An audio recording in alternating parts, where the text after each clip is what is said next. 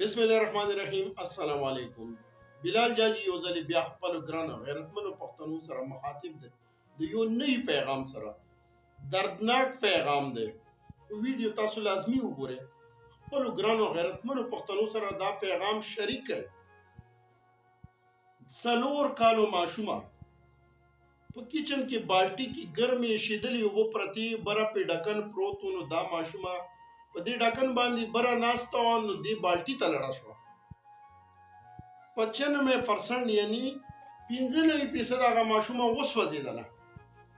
ګلالۍ ماشومه چې کوم تکلیف په هغې ماشومې 4 ورځې هسپتال کې تیر شو، د نه منلو خبره ده.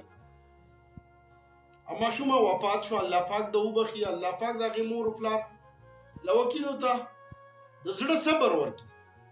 د ویډیو مقصد مې دا دی، زما ګرانو غیرتمنو پښتنو، رمضان المبارک مبارکه میاشته دی. د کچن کار ډېر سخت کار دی. په هر کور کې 3-4 قسمه سالن پخېږي. زنانه ډېره مصروفه وي.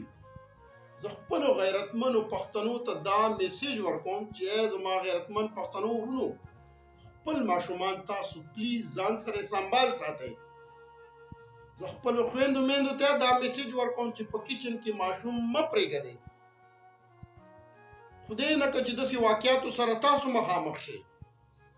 زما دغه پیغام ټولو پښتنو سره شریک کړئ چې داسې واقعاتو سره زما د غیرتمن پښتانه مخامخ نشي.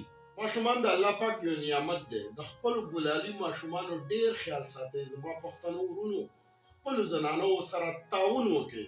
زه خپلو خویندو میندو نه هم دا توقع ساتم چې هغې به هم د خپلو ماشومانو ډېر خیال ساتي. الله نه به امید ساتم چې په دې خبرو به اول زه په خپل عمل کوم، بیا الله نه امید ساتم چې په دې خبرو به تاسو هم عمل وکړئ. والسلام.